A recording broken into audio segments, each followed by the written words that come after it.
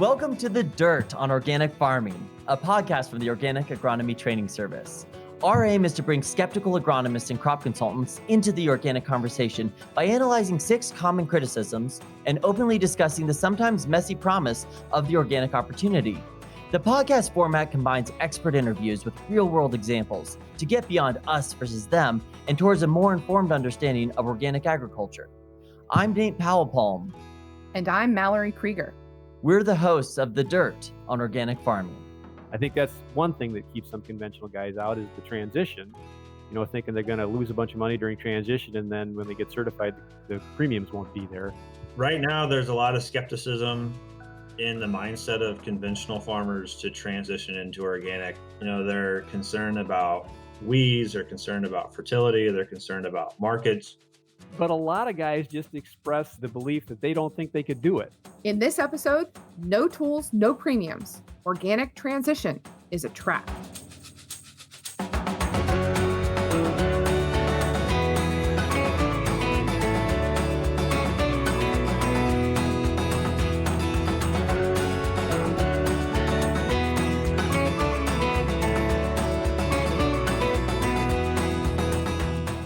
General Mills is a proud sponsor of oats. As the largest producer of natural and organic packaged food in the U.S., the company is committed to supporting farmers in transitioning to organic and promoting continuous improvement of organic standards and practices. Learn more at generalmills.com. Oats is brought to you with funding support from Stonyfield. As the country's leading organic yogurt maker, Stonyfield takes care with everything it puts into its products and everything it keeps out. By saying no to toxic, persistent pesticides, artificial hormones, antibiotics, and GMOs, Stonyfield is saying yes to healthy food, healthy people, and a healthy planet for 38 years. Stonyfield is a certified B Corp and is also helping to protect and preserve the next generation of farmers and families through programs like its direct milk supply and Wolf's Neck organic training program, as well as Stony Fields, a nationwide multi-year initiative to help keep families free from toxic, persistent pesticides in parks and playing fields across the country. All right, episode 6. Man, we have covered a lot of material, from addressing concerns about weeds and tillage and talking about the science behind organic and addressing yield drags and concerns about markets. All of these topics set us up for the discussion we're going to have today when we put it all together in, is transition a trap? Is transition to organics just this insurmountable barrier, or what is it going to take to get across that finish line going from conventional to organic farming? And so we're going to hear from quite a few folks in this episode that we heard from last episode, and take a deep dive into some of these topics. Yeah, transition, it's the big question. Whenever a farmer is looking at becoming organic, there's a lot that weighs on your mind. And the big question is it going to work? Will everything crash and burn? Will I ruin my farm? And I hope that listeners who listen to this episode today are going to take away from it that there are really serious things to consider when transitioning, and it needs to be taken with a certain amount of weight, but it's absolutely possible, and you can make it through to the end. And I'm hoping to take that "are we going to crash and burn" question, really hit that nail on the head and take a deep dive into addressing that, because I think that concern is so valid. 2 of the experts that we heard from last episode shared some of their concerns and barriers that they see into the transition process. Ben Bowell described the certification process itself can be a challenge. If we recall, Ben is the organic education specialist at Oregon Tilth. I would say one of the big challenges that Tilth sees in terms of producers coming in is just they're not completely ready to get certified organic. And so that could be on understanding of regulations, or maybe they haven't, or paperwork requirements, or their general readiness isn't there. And that becomes a challenge. And Tilth has really been trying to add front end support before producers before they go through the certification process, and then see some of these big challenges of particularly related to the certification side, but to try to help figure out some of those things in advance so that there's not as much challenges once you get certified and you send out the inspector for the first or second time and you see a lot of issues there. And it's an important discussion because every single farmer has to go through certification. Certification is a big undertaking, a big part of every transition. But I will say, as someone who's been certified since 2008, so looking at, what would that be, 13 years now, man. So 14 inspections we're coming up on.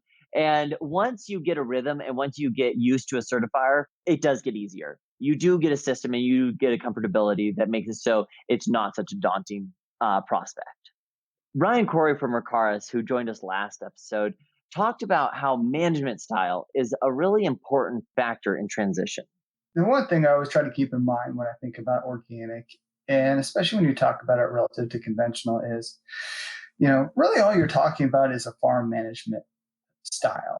Ryan went on to say that the data that he has shows that farms are able to navigate transitions successfully, especially when it comes to their agronomics and finding markets. And even large scale farms are able to do this successfully.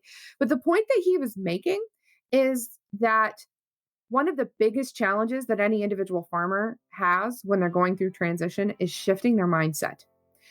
The mindset is one of the biggest transformations that happen on a farm when going through transition. And Ryan's observations are supported by some research done by the Canada Organic Growers Group. They did a series of interviews with their members to find out what barriers the farmers faced when they were looking at transition. And one theme that just kept coming through was this mindset theme. And there are two direct quotes from farmers that they interviewed that I think sum this up really perfectly. The first is, quote, "The most important aspect is the transition of the mind. If you're not with it mentally, it's not going to work." And the second being, "The main barrier is believing that it would work. The biggest change is between your ears." And Nate, this lines up so perfectly with what I've experienced in working with many farmers who are considering transition. Oh, I couldn't agree more. I think it lines up with my own experience as a transitioning organic farmer and a lot of my neighbors who have done the transition themselves. You really see that you go from a really reductive mindset for how do you chase bushels and how do you use inputs and how do you kind of constantly think of a math equation, rather than how do you take a step back and identify what is the whole system doing and how do we engage it to maximize it. And so I think, in looking at this conversation we're having today, when I was transitioning, the biggest thing that I found was looking at how do I trust that this system really works. I think that we're taught to try to control the system and try to fight it and try to put it into a series of boxes. But when you really let the system run and just work to enhance it, it's a pretty incredible machine. Totally. You're an organic farmer, Nate. And so I really feel like I can lean on you and trust what you have to say because you've lived it. It's one thing to have studied something and done surveys and collected data and observations, not undercutting the importance of any of that. But when I'm learning, I want to learn from people who did it themselves. And, farmers are the best source of information on transition. And I love to talk to farmers about their experiences and have them share what's worked and what's not. So I'm really eager to dive into these details with some farmers. So tell me, do you have any farmers lined up for us today? I won't let you down. We have farmers today, and I couldn't agree more. I think that the practice of transition is what helped me learn the most quickly. Just being able to ask, what did you do in your transition? And anecdotally, how did you overcome some of these challenges? So Aaron Butler, whom we heard from in last episode, gets us started by describing his experience with transitioning land. As a reminder, Aaron farms about 60 miles west of Chicago, raising organic corn, soy, and small grains. Before we went organic, we were actually still relatively diversified compared to most of our conventional neighbors because of the fact that we had a fair amount of livestock. My grandfather and his brother had been in the cattle business. They closed that up just a little bit before I came on the scene when I got out of high school. But our family had been growing oats and hay in a rotation forever because we always had cattle. And then we increased the size of the sheep flock when my grandpa and uncle quit feeding cattle, and kept right on with the oats and the hay and the rotation because we needed them for the sheep flock. So our rotation included, alfalfa and small grains to up to the point where when we decided to become organic, it made the switch a little easier for us because we already had experience growing small grains and alfalfas and clovers. So we had our feet wet a little bit in that part of the organic world. So it was mostly just an issue for us of figuring out how to do mechanical weed control effectively, and figuring out what kind of varieties worked well in our system, and figuring out timing for planting and all that kind of stuff. A big question that all farmers really need to consider is what pace they're going to take when it comes to transition. How fast are they going to do it? Super key. Like, probably one of the biggest considerations before you even think about the agronomy is how much risk are you willing to stomach? And so I think a really important thing is to look at if you can, with confidence, transition a portion of your farm and feel like it's going to be your whole farm's going to keep going and it's going to be all right. You're not going to take on too much risk. That's the right amount for you. So I posed that question: what's the right pace? And wanted to hear about the history of Aaron's transition to certified organic. When we first started out, we were farming approximately 500 acres. And even farming on that acreage, we didn't transition it all at once. We started out with, I think, 160 the first year, and then added another 160 the next year, and just kind of did it slowly. And then as we were able to rent or buy more land, we transitioned it as we got a hold of it. And we're up to the point now where we farm about 3,600 acres. I think Aaron brings up a really good point here. If you're an expanding farm, which I think in some ways most farms are, you're leasing new ground, you're going to rent a little bit more ground, you're likely going to end up conducting more than one transition. Every time you take on a new lease of a conventional piece of ground, once you're organic, you're likely going to transition that. So identifying that surefire transition plan and perfecting it over time is a really worthwhile endeavor because we're probably going to do it as farmers a few times. So figuring out how to do it better every time is a really good use of our time. All right. Well, I know I want to know this. I'm pretty sure our listeners want to know this too. What's the plan, Nate? What crops should I grow? What order? Give it to me. You know, I'm just waiting for someone to hand me an app that I can just put in my field ID and it'll tell me what crop to grow. I want something as prescriptive as that, but unfortunately, there's a lot of nuance to it.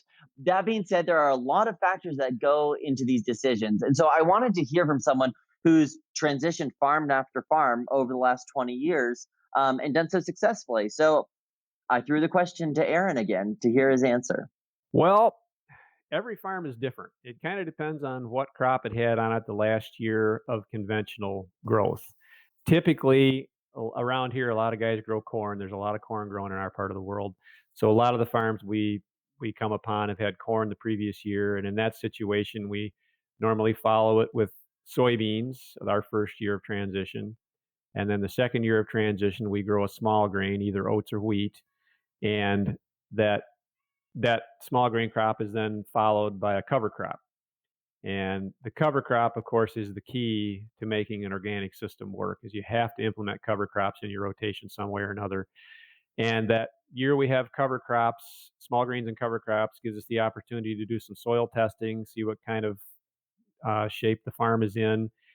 By then you've had a year to kind of assess, what kind of situation, how healthy the soil might be or how unhealthy the soil might be, depending on the farm, and gives you an idea of what things you should add, or maybe what kind of cover crops you should try to be implementing, what kind of fertility amendments the thing might need. So that's our typical. Now we do have farms occasionally that come in with other crops. Like we had a farm last year that had beans on it, so we grew small grains on that the first year. We grew oats and then followed with a cover crop. And a lot of the fertility amendments kind of depend on, number one, how the soil tests look, and number two, how the soil works. So Aaron's farming a lot of leased ground, and here where I'm at in Illinois, leased ground is the majority of ground that people are farming. So Nate, what happens if you gain the lease on a place that was not farmed very well? What strategies can a farmer use to fire up that soil microbiome, get those nutrient cycling faster after a field's really been run down? Super good question. And I think that, to be honest, most farmers don't have the luxury, especially farmers who rent, of following only perfect farmers. We're going to come across fields that were treated poorly, run down, kind of mined of their nutrients. And so I posed this question to Aaron to hear what his experience has been transitioning poorly managed fields. One of the farms we rented this year had been pretty run down. It was the soil test numbers were very, very low, and the soil was just it was just really hard to describe. It's people say this and it sounds cliche, but the soil was just dead. It was just as hard as concrete. The tillage equipment would hardly go in the ground when we were working it to seed the oats. The oats did very poor. They were just really, really poor oat crop. We had a tough year for oats anyway, but this farm was even tougher than all our other farms. It was pretty tough. So we just, after we got the soil test back and watched these poor oats suffer all summer, we had seeded it down to oats with a cover of alfalfa and clover under it. And the alfalfa and clover were struggling too, because it was just everything was just so beat up on this poor farm.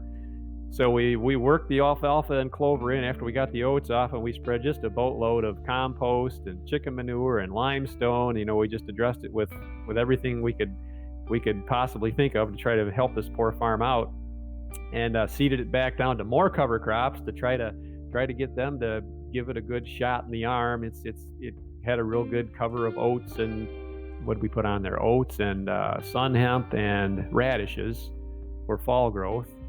So, it's every farm is different in transition. It's really, really hard to describe, but there's some farms that the soil just has more life in it, and they take right to it and do real well. And there's other farms that just are suffering something terrible, and it really takes quite a few years for them to get their biological activity back up and get the ability to have soil that looks like it's healthy. So every farm is different. I wish I could give you a more definitive answer, but there is no definitive answer to a question like that.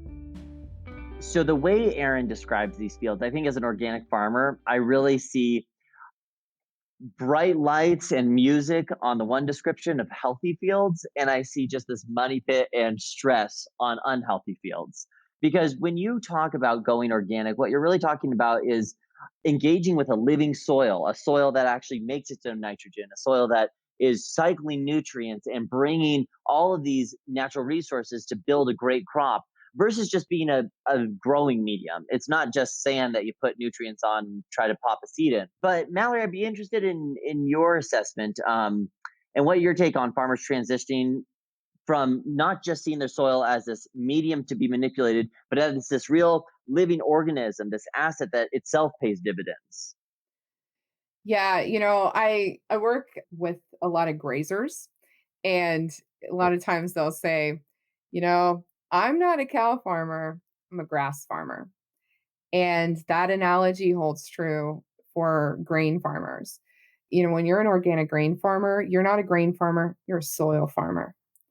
It's about investing in that soil, because when you've got good primed soil, and I don't mean prime as in, it's rating from USDA. I mean primed, like you've got biology in there that is working for you and cycling those nutrients.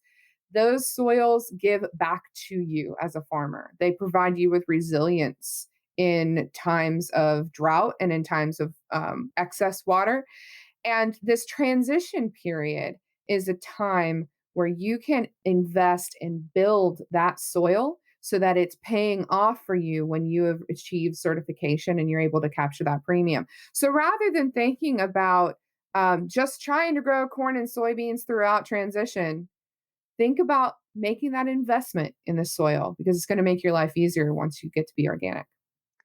I Cannot tell you how much I dig the idea of being a soil farmer. I'm ready for that t-shirt and I'm ready for that hat. And honestly, when people tell me like they ask, what do I grow? I'm just going to say, I grow organic matter. And that's really my focus and my goal. But I also think that when we think about this, there's just so many ways to transition a field. And I think a big benefit I've had is I've seen a lot of organic farms. I've been on a lot of organic farms. I've talked to a lot of organic farmers. And so I want to bring in a fresh voice, someone we also heard from last week, but to add to this conversation, Will Glazik. I wanted to ask him how he transitions fields. Remember, he farms corn, soy, small grains, and hay in East Central Illinois. We started mostly with small grains, so wheat or rye or oats, and we did a lot of soybeans. We didn't do any corn. I think if I was to go back and do it again, if I had the market, I would put it all into alfalfa for 2 years, or just leave it lay as a cover crop for 2 years. All right, I just want to make sure I heard him correctly, Nate. Did Will just say that he's going to leave that alfalfa to lay? This was one of the more, I thought, fascinating transition techniques and plans because Will is an evangelist for raising alfalfa through transition for a number of reasons. I'm going to let him fill in the details. This is a process that we use in transition, and we also use it in organic. It's called a ley, spelled Ley. It means a year of green fallow, where you have a growing cover crop, and you just give that back to the soil. Because managing hay can be a lot of work. It can be very time consuming and time sensitive. In our area, we have a limited hay market, and selling hay does remove a lot of fertility from the ground. So what we do instead is we will take our grain crop off, and then typically that'll be wheat or cereal rye planted in the fall. Then in February through April, whenever the ground's fit, we will plant a mix of red clover and alfalfa that will grow under the small grain crop. I guess if we're doing oats, we'll plant the legume mix with the oats at the same time. And anyways, in the summer we'll combine our small grain. The alfalfa clover will, once the canopy is opened up, it'll really start to grow underneath in the stubble. Then I use a disc mower later in August or September to mow that down, because typically we'll get a flush of foxtail, maybe some common ragweed. And before those weeds are able to make mature seeds, I get in there and I mow it. And then we just leave it and let it mulch on the ground. Next spring, the clover and alfalfa will really wake up, and normally we will let it grow until it's pretty stemmy. We try to let it get as big as possible before we mow it, and that works out really well with planting too. Try to get all of our corn planted in May, and beans planted maybe in the later part of May or early June. Then we'll go mow all of our lay acres, and then that gives us a nice time to get back to cultivation before we start grain crop harvest again in the summer.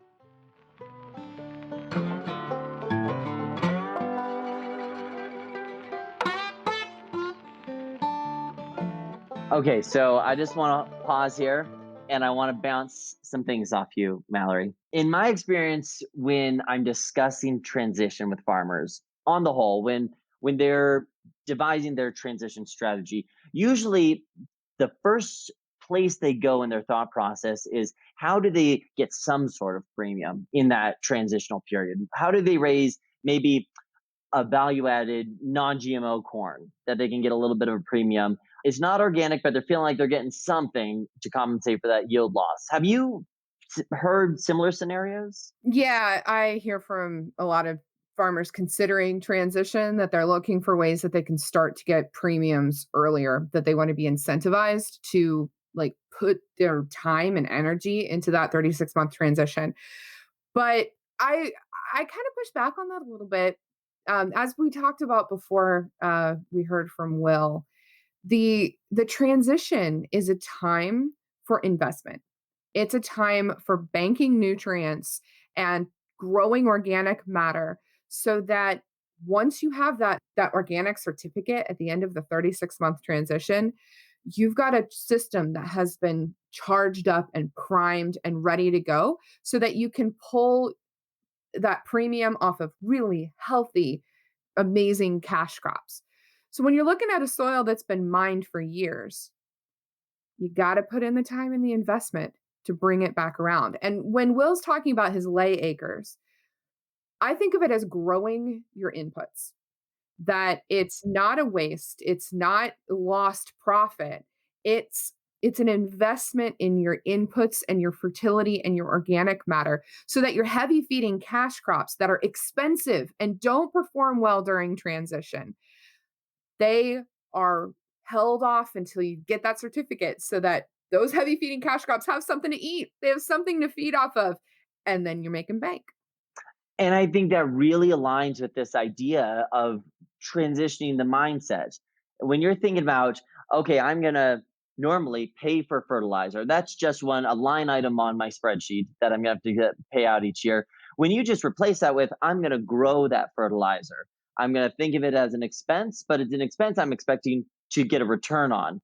Um, One thing I would just tack on to that, you said that so well. One thing I would add on is just when you transition a conventional farm to organic, typically you're going to start that transition with some amount of NPK banked from those conventional fertilizers. And that NPK is going to, if managed right, chill out in that soil and cycle, but really remain and build up in that soil and then be ready for you when you can capture that premium when you're certified organic.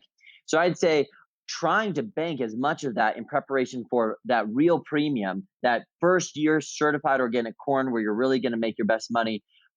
Be patient for that, and you're going to realize a lot better return than trying to mine the soil in sort of a scramble to get through transition. As an alfalfa advocate, I wanted to hear what Will thought about raising more traditional row crops, that idea of raising non GMO corn during the transition. I never recommend anyone to ever raise transitional corn. My experience has been that corn is a very heavy feeder, and if you don't have a good stand of cover crop, you're going to have to bring on a lot of manure. That's going to get really expensive.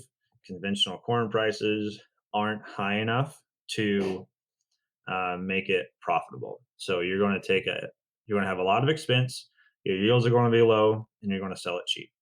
During transition, we have to do everything we can to think about the first year organic corn crop. That's our target in transition, is to set up that farm to raise organic corn the first year possible. Yeah, it sounds like Will has a lot of confidence in relying on cover crops and forage crops during transition. Did he mention if there were other crops that he likes to use along with alfalfa? Yeah, Will definitely emphasized the key role that alfalfa plays, but he also said a major tool in his transition toolbox and something he uses in his rotation in general is rye. I found that I have a couple go-to cover crops, and that's always so. I always, before I raise soybeans, whether transitional or organic, I always put a cover crop of cereal rye out. That has been the best way to guarantee a higher yielding soybean crop because it does such a good job of controlling foxtail. Mhm. And I found that when I have high levels of foxtail, I have really poor soybean crops. And cereal rye is pretty much always available. It's relatively inexpensive, and you can grow your own right here in the Midwest. Red clover and alfalfa are my other go tos. I always use those ahead of corn. There are some really good seed houses in the area that can get non GMO untreated clover and alfalfa, as well as there are farmers around that grow it. So you can buy direct from another farmer. That does help bring the cost down some. I want to pause here for a second just to reflect on what Will said. I think this also, really it falls under that same idea of a paradigm shift, a shift in mindset. When we're trying to just mimic our conventional rotation and basically just force it into that organic box, but ultimately try to do as many of the same practices as we possibly can, that's where we run into problems. We just sort of waste a lot of time, resources, and don't make nearly as much money. But what Will just said, talking about acknowledging this example, this microeconomy of small grain seeds that farmers can grow and sell and trade, acknowledging that as something that not only is revenue generating, but also engages the most effective soil conservation practices that you can be doing. Really, you dive in headfirst and embrace that rotation and that soil building component to organics. And I think that's something where when you realize that there's a bunch of pieces to this puzzle, and when they all fit together, it really works. Trusting that if you give it the time and attention to make that puzzle work, it's going to do great things for you. Absolutely. And this gets back to that mindset transition, that between the ears part of transition. We've got to throw away that conventional paradigm, that cookie cutter prescribed program that, I've got a program. This is what I do. This is what I do every year. Repeat. And you've got salespeople who are prescribing what you do on your farm and you just go with it. You've got to be flexible and respond to nature, respond to observations, respond to markets, and put all of that together. And that takes an internal transformation. And when you try to maximize the potential of your organic system, there are a lot of benefits both to the system and to your pocketbook. Heck yeah. Well, Will dove a little bit deeper into his philosophy on cover crops and emphasized that you don't need to get fancy to be effective. As far as other cover crops, I really try to keep things fairly cheap. So oats are a cover crop that we use a lot of, and typically we'll grow our own oats or try to find a farmer in the area that's transitioning and set up a contract with him or her to buy transitional oats. Our certifier allows us to use transitional cover crops on our organic acres. So that's one way we can try to keep costs down. I'm getting to where I use a lot of transitional soybeans as cover crops. That's another thing to add another to warm season legume that has a fairly good taproot and can put on a good chunk of nitrogen. It also winter kills, so it's a little easier to manage. And then I do experiment with some other things. Buckwheat is another really nice cover crop that I like to work with. And then I also encourage guys to raise some of their own cover crops in their buffer strips. You have to have that buffer zone anyways. You're not able to sell it as organic. If you can work with your certifier, if they'll let you plant cover crops for harvest that you can then use on your organic acres, that's a really nice way of utilizing ground that in the past we've just been mowing. I just heard something interesting. Will says he's saving his own cover crop seed from his transition acres and using that as a cover crop on his certified acres. Nate, you are a very experienced organic inspector. How does that work with the regulation that requires using certified organic seed on organic acres? Well, start at that last point you made. The regulations do require all certified organic ground to use certified organic seed first and foremost. If certified organic seed isn't available, then you can look for non-treated, non-GMO versions of the seed you're looking to plant on your organic ground. And in doing so, you can consider yourself a potential source. So if you can't find organic seed, you, by most certifiers' accounts, can then use your own non-treated, non-GMO, non-certified organic seed, which is what transitional would fall under. But you got to do that search first. You got to make sure you're checking for organic seed. So essentially, if you're saving your own seed, you have to consider yourself a supplier You're your when own you're. supplier. Exactly. I really liked how Will so thoroughly has considered his cover crop strategy. And like everything else in transition, there's a lot of farm specific nuance So I jumped back to Aaron Butler to dive a little deeper into his cover crop philosophy so we can compare and contrast the two systems.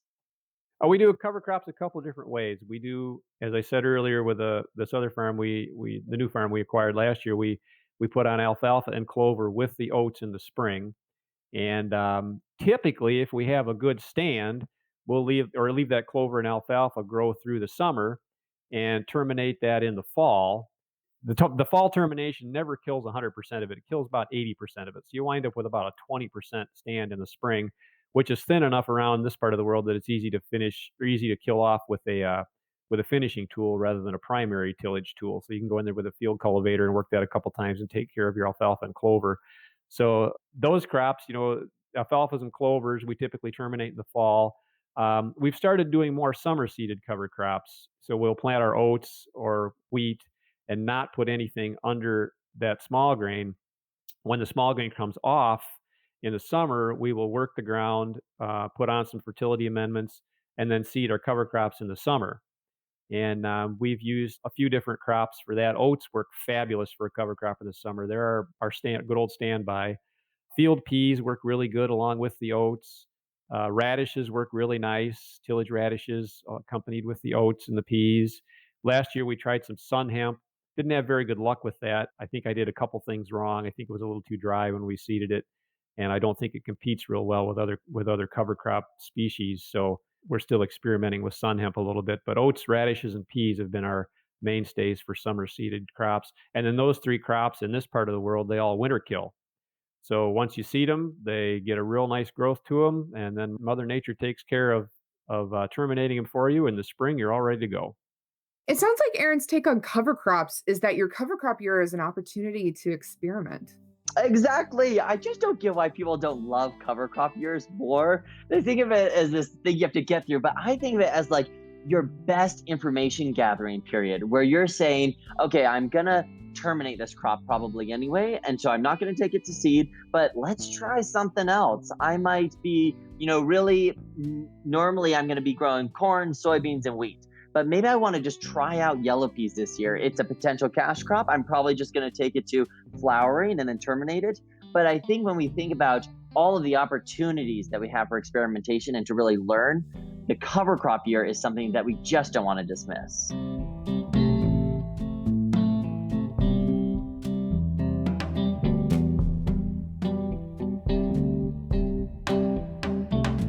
All right, so we've talked a lot about green manure, fertility through cover crops. What about black manure, the stinky kind? And what about manure as a source of I like to call it the black gold. Thank you. It is one of the best things we have in organics. But I was really excited to talk to both Will and Aaron. Aaron is more in a feeding area of the country. There's a lot of livestock yards, a lot of barns. There's manure. Will, not so much. So I was really interested to hear what their different takes on the use of manure in their organic systems is. Aaron went first. I think the solution is a little bit of everything.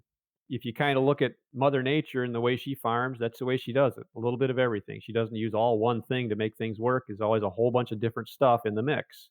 And I think that's a good way to do it. We grow some of our own nitrogen with alfalfa and clover and field peas and, sun hemp. So growing your own nitrogen is a big component of it. Then if I'm going to use inputs that contain nitrogen and phosphorus and potassium, I like to use a mix of them. We do use animal manures. We have some conventional neighbors who have more hogs than they need, so we have hog manure available to us in the summertime once in a while. We also have a few confinement cattle operations once in a while that have a little extra, so we'll get some liquid manure in the summertime if it's available. We bring in some chicken manure from a couple of farms in the Midwest that they have extra chicken manure to sell.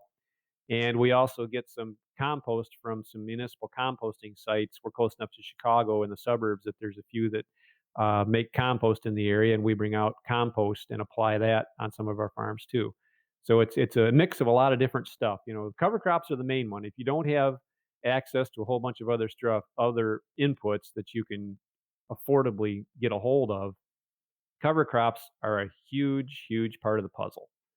So I live in Illinois, and out here we've got a lot of black, flat dirt that's prime for corn and soybean production. So we don't have a lot of livestock. And so organic growers here, when they're trying to source manure, can run into really expensive shipping bills or just might not even have access to it at all. Well, when we heard from Will earlier about his use of alfalfa and cover crops, another thing that he emphasized is working to farm with the least amount of inputs as possible. He wants to be really pretty self-contained. On our farm, we really strive to be as low input as we can. So we do our best to raise the highest quality legumes possible to make sure that we're getting nearly all of our in requirements from legume cover crops. So we really focus on raising high quality alfalfa and red clover.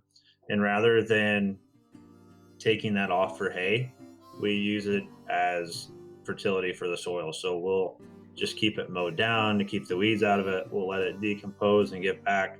And over time, we've really been able to build our soils that way.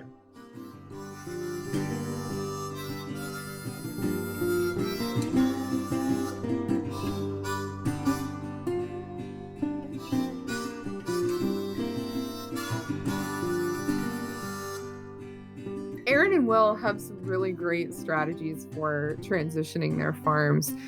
But there's another big component to the equation of transition, and that's the landlord. As we mentioned earlier in this episode, leased ground, rented ground is more common, especially here in Illinois, than farming owned ground. And in the last episode, I mentioned a farmer who I met at one of our transition workshops. And he was really nervous about going organic because his landlord was the one who was really driving that decision. He was forced to transition like 1,800 acres because his landlord was expecting it. But that's not always the case. Some landlords are actually reluctant, and the farmer is the one who's driving, wanting to go organic. So, with fairly different agronomy practices, cover crops, potentially more tillage, different cash crops, how do Will and Aaron work with their respective landlords? Is there anything different about their renting practices or agreements? Super good question, and one that is near and dear to my heart as someone who myself has 8 landlords. And so I think it's really important for farmers who are transitioning to organic to work to make sure that their landlord is on board. The biggest thing for landlord relationships is to have a relationship with them. If you only see them 2 times a year when you go and pay your rent check, it could be really challenging to make that transition. I do think that the landlord should be involved and the landlord should come to the farm and you should have really regular conversations with them and build a relationship there. I have, one woman that I farm for who she's pretty much a grandma to me now. I mean, she comes to all of our birthday parties and Christmas and things like that. She's really become a part of the family. That's not always common, but that's one of the things that we've been able to do. Another thing I could say is if you have a landlord that's hesitant but curious, start moving down the organic path. Start using more cover crops. Maybe add a small grain into the rotation and still work with some of your conventional inputs, but start moving down the organic path. One other thing I found that works well is just to be a beautiful farmer. Make sure that you have lots of cover crops that flower that makes your farm stand out as being extremely beautiful in the area. And then utilize some of your buffer strips and filter strips and just kind of areas that aren't necessarily very tillable, put them into pollinator strips. My brother has a landlord that just loves going out to the field and walking through some of the prairie strips and picking wildflowers during the summer. I don't know if I can ever get over this thought of farming beautifully is farming profitably. And really thinking about how, you know, we sometimes get caught up as farmers that we're, especially organic farmers, we just don't want to be the pariah in the neighborhood. We don't want to be the weedy farmer. But I think, Will's statement there is kind of a call to action that we need to as organic farmers, consider that because we're raising an array of crops and we also have cover crops, we have the potential to farm these pretty incredible and beautiful rotations. And I think I would echo well that I have a landlord who I grew flax on their land for the first time this year. And if you know flax, it has this gorgeous blue flower for a few weeks in the summer. And every single day during flowering, I was getting a text from them saying how much fun they were having running through those flowers with their grandkids, picking bouquets. People were stopping on the road to look at what that crazy crop was. But in the end, that is business building. That's a relationship building opportunity where that landlord finds more value in the relationship with you as a farmer than just the rent check you're sending them. Absolutely. I've had the wonderful opportunity to go out to the farm that Will's brother Dallas has, where he's got those pollinator strips. It's stunning. It's utterly stunning. And they have a multi-season mix planted, so it's blooming from, the first flush in the spring to the last frost or the first frost in the fall. And I hear from a lot of farmers who've been farming organically for years that there's something more gratifying, something more deeply gratifying about being an organic farmer than they realized that they were missing when they were still conventional. And it comes from those moments. It comes from that sense of being a part of letting nature heal and letting nature show its abundance and its wonder. And landlords care a lot about that. A lot of times, landlords are absentee. Here in Illinois, we've got the big city of Chicago, and most of the landlords, or many of the landlords, they're living in the suburbs. They come down to drive by their farm, and if they see stunning flowers in bloom, interesting crops, and they're struck by that beauty, like you said, Nate, it gives them more than just the cash that they're getting off of that rent. Aesthetics mean a lot, and the way that their ground is presented to the community and to the neighborhood says a lot about what their values are.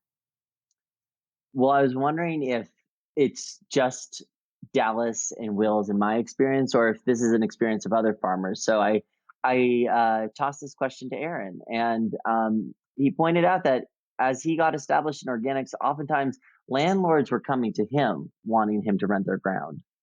You've got to find landowners that are interested in the organic thing. If they're just doing this to make money and you're out just, renting farms to try to get more land and you're just dealing with landlords who are going to look to maximize their return on investment, as farm managers like to call that, you're going to have a real difficult time dealing with landowners like that because they're not going to be very sympathetic to your problems. The landlords that we have acquired the last few years have been people who have come to us and said, we want our farm farmed organically. Would you be interested? So that makes it a little easier because then you can negotiate with them. And typically we get a little bit of a break during the transition years.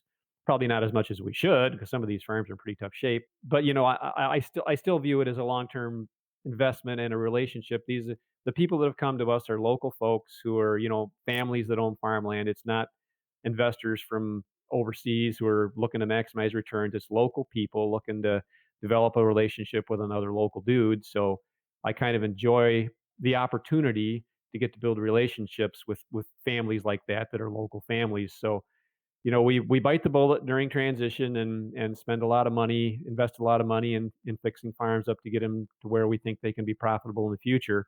I love to hear stories of communities and relationships being built around organic farms.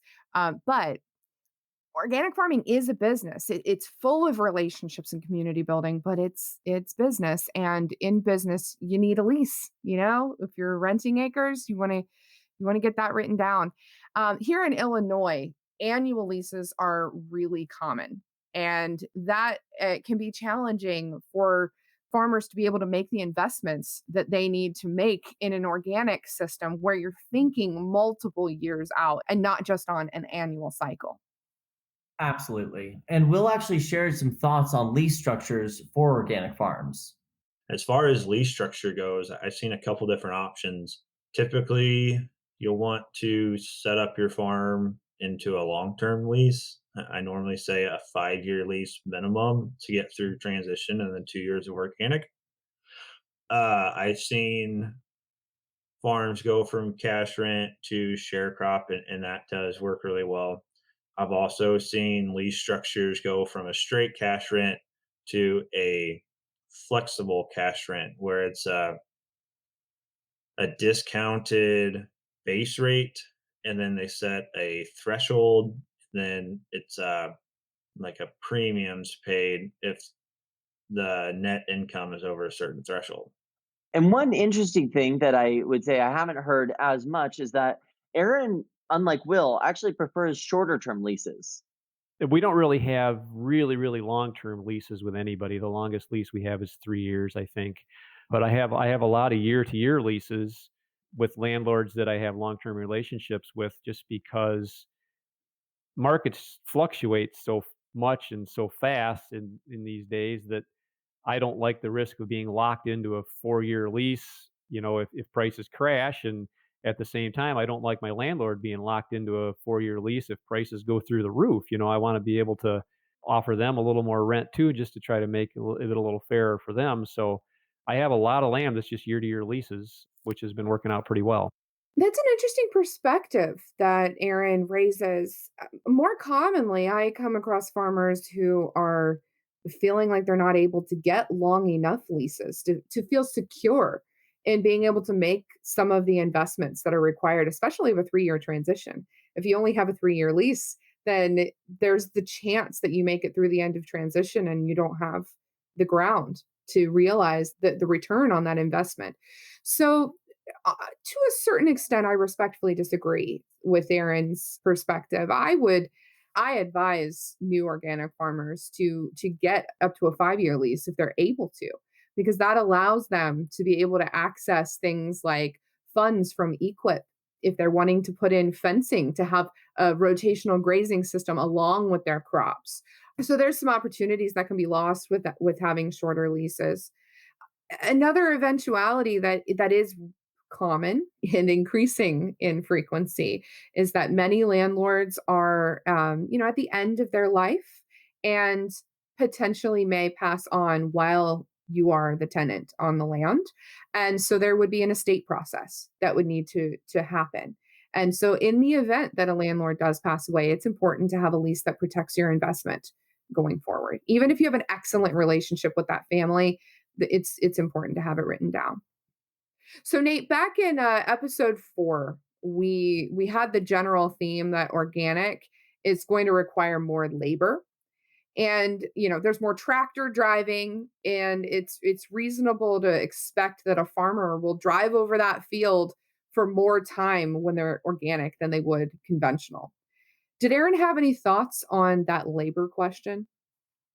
Well, I was stoked to ask Aaron this question because when you look at how much he's grown, he started out 500 acres, 160 acres transitioning, and he's now running 3,600 acres. So I posed that question to him. So at this point, it's myself, my friend Rich, and my daughter has joined our operation. She's 24 years old, works full time at the farm. We have a young man who works here full time now too. His name is Alex. Alex started last year with us, and we have another employee named Roberto, and Roberto is our go-to man for doing all the little piddly jobs around the farm and all year long. So there would be what's that coming? One, two, three. There's 5 of us right now working on the farm, I guess. And we do have some seasonal help once in a while, mostly in the summer. Conventional farmers, summer is when they all go fishing, but for us, summertime is just tear your hair, try to figure out how to get everything done. And I actually have a couple of neighbors who are conventional farmers, and they don't have anything going on in the summer. So we usually lean on them to get a little help driving equipment and doing extra things in the summertime because we got so much going on with oat harvest and working in cover crops and spreading fertilizer. It gets to be pretty hectic time. So July, August, and September are awfully busy around here compared to conventional agriculture. And in terms of labor comparisons, my neighbor right across the road who we trade labor with, he farms about the same amount as I do with just him and his nephew. He's got 2 people and, gets as much done as we do with 5 people. So it's a much different labor situation compared to a conventional farm. Aaron threw out there that with an interesting twist, maybe needing more labor actually has some positive community effects. Our farm is supporting, 5 people, and his is supporting 2. So I think it's a better thing for a community to have more and more folks involved in operations in the country. I know it's still consolidation. It's still one farm operation under basically one guy's management, but it's still 5 families instead of, or 5 individuals instead of 2 individuals. So it's not like the olden days where the 3,600 acres I farm would be farmed by 20 different guys. But, at least it's better than the conventional model of one dude doing it with one employee. So I kind of like the fact that it's more labor intensive. I think that's good for a community. I gotta say that I think I am a business owner. I own a farm. I am trying to make a profit, but I hear so loud and clear what Aaron's saying because honestly, I don't really like to farm without my buddies. I want to be able to have someone there farming with me, someone to bounce ideas off, someone to get really stressed out with when things are going wrong, and to high five when we sunk them, when it's going really well. And I think that in general, when I spend all of my time in rural America, and when I look at organic farms where there's a little bit of a concentration, say maybe 2 or 3 generations, some cousins all having their organic farm, I just see this vibrancy that when people are needed, when the land needs people, the entire community thrives at a whole different level than if we're just trying to reduce labor and maximize profit. Absolutely. Absolutely. When you have multiple generations being able to farm together, there's more opportunity to bring the kids onto the farm, to bring the grandkids onto the farm, for families to be able to stay in rural communities. And we no longer have that flight of the generation going, away to college and then never coming back because there aren't opportunities back at home. I am a perfect example of that happening in a family. My family was conventional corn and soy and had about 1,500 acres under management. And there was absolutely no way that I could go back to the farm. There wasn't room for me. There wasn't the margin that would allow me to work on the farm. So I was pushed. I was told, get out, go to college. So I did. And then the crash of 2008 happened, and I was like, what am I going to do with myself? And that was a long excursion that eventually brought me back to a completely different farming situation. I essentially am I'm a multi-generation farm family who's like a first-generation farmer. Like, I'm not getting any of the benefits of having that land and the knowledge of the community. I'm in a totally different state. And gosh, organics offers a solution to that conundrum. And Nate, it spreads to the whole community. On one of our episodes, we heard from Joe Miranda at the Organic Trade Association that cited a study that showed that poverty rates decrease in communities that have large amounts of organic farming in them, that incomes increase. And these are not the farm families. This is the whole community. That having an organic presence in a community can transform a community. Think about our rural schools. We could have more kids in the schools and reverse that trend of graduation sizes decreasing and our schools being bankrupt. And just the amazing things that happen with the community when you have more money, more profitability staying in the community. Well, I think that's exactly kind of the question is, if you need a little bit more labor, you're also needing more members of your community to stick around. You need more people, you need more family members to be around. And when we're looking at the increased profitability of these organic farms, while they do require more labor, that increased profitability means the entire community is thriving better. There's more money everywhere in the community and for everyone. And when we really consider the social implications of farming organically, we're looking at a system that revives rural America, profitable farms, employed communities, communities that are really on the up. And that's something that I just can't express how excited it gets me. That's something that describes a rural America that I am just stoked to live in. And as someone who has been in the organic game a long time, has done a pretty deliberate job bringing his community into the folds of organic farming by employing neighbors, making room for the next generation.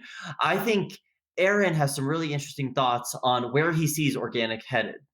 Now, when we first started back in the mid '90s, there was 4 of us in DeKalb County that all kind of started at the same time. And one of those guys quit and moved away. But since then, there's now like 12 of us in the area that are farming organically. So there's been people getting into it, little by little. And I think part of it is some of those folks were people that were just watching us to see what was going to happen. We've been doing it for 20 years and we're still here. So I guess they figure it might be, maybe it will work.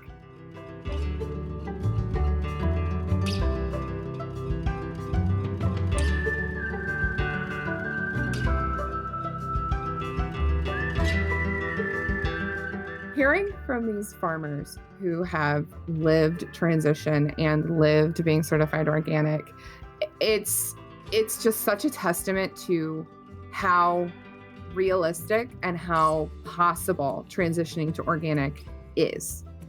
It's doable. It's worth it. And I think about if we were sort of to summarize the takeaways from this discussion, I mean, there was a lot. We covered a lot of ground, which I'm really excited about. But a big one is think of this transition as an investment. Think that you're just putting a down payment on that fertilizer bill, which is really going to be yielding investments when you are able to get that great premium for the organic corn. Be ready to experiment. Look at that cover crop year as an opportunity to try different things and chase those markets that are hot and new and ready to pay a premium for your crop. And I think a big takeaway was plan to grow a lot of your nitrogen. Even if you have access to manure, think of manure as that sweet, sweet cream on the top, but your foundation, the foundation of your Sunday is going to be your legumes and growing your nitrogen. And to that last point, think about transition as a step towards building your community. Meet the other organic farmers who have taken this jump or are transitioning themselves. And when I go out and have a really bad day in the field and, I just cannot figure out a pest problem, I just can't figure out why this weed is there. There's just nothing better than to be perplexed and be able to pick up the phone and call your buddy who's also going through the organic transition or who made it to the other side and is there to give you some anecdotes for how to get through it. All right, I'm going to ask it really bluntly. Is organic transition a trap? Organic transition is so doable, but you've got to take the time and consideration to make sure that you're giving and exploring all of the potential possibilities to make a transition that works for your farm.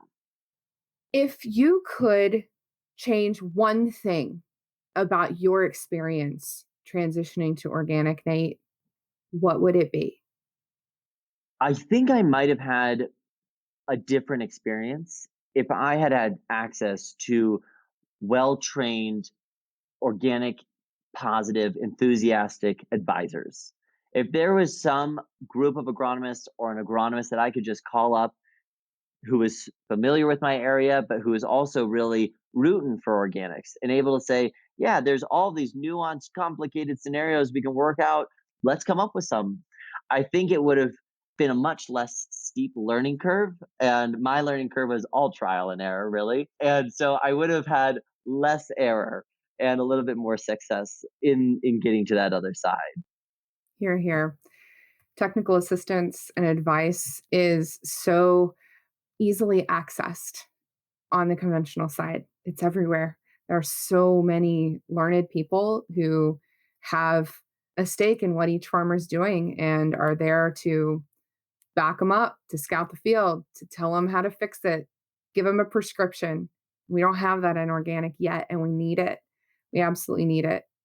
I feel like we've done a pretty complete job at exploring in depth these 6 criticisms of organic agriculture in this series. And these are really big questions. And, there's no hard and fast answers in organic. You ask a question and you get a little nugget of an answer, but it oftentimes leads to another question. And that's really fun and exciting if you have the right mindset for it. So at the end of the day, what I hope our listeners conclude coming out of this season is that organic is really possible. We can scale it, we can figure it out, and it's fundamentally worth it. But it is complicated and it's hard and it's messy. And we really do need more advisors and crop consultants who are part of a really strong network to support organic farmers to make it all work. Will brings us home with some more wisdom on that last point. They really need to start building a community or get involved in a community. Try to build a nice network of people that they can talk to, bounce ideas off of, and learn from.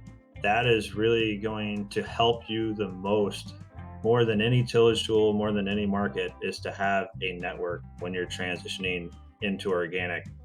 I'll also say that unlike our area of conventional farmers, the organic farming community is very open, very sharing, very excited to see more organic farmers.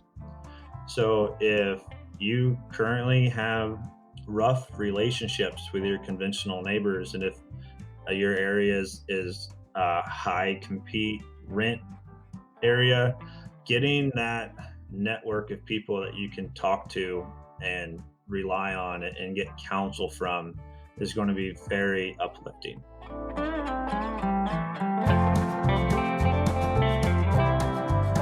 That was episode 6 of The Dirt on Organic Farming, a new podcast by the Organic Agronomy Training Service. Oats provides organic grain production training to agronomists, advisors, and crop consultants so that farmers will have better access to reliable, science-based advice for their unique farm operation. Special thanks to Ryan Koory, Ben Bowell, Aaron Butler, and Will Glazik. This episode was produced by Michaela Elias. For more information, go to www.organicagronomy.org. Oats is brought to you with funding support from Cliff Bar. Cliff Bar's journey to use organic ingredients started in 2003. We've learned along the journey that organic can be a catalyst for good. It is key to creating a healthier, more just, and sustainable food system for all of us. Organic farming is good for people and the planet. We've also learned that organic farming is innovative and can play a critical role in feeding a growing world. In order to do that, organic has to continue to improve. That's why we are the #1 private funder of organic research in the U.S. and fund projects like Oats. We are proud to be working along with all of you to ensure that organic is here to stay for good and for generations to come. Oats is brought to you with funding support from King Arthur Baking Company, who has been sharing the joy of baking since 1790. A certified B Corp, headquartered in Vermont, King Arthur is the ultimate baking resource, providing the highest quality ingredients for the most delicious baked goods.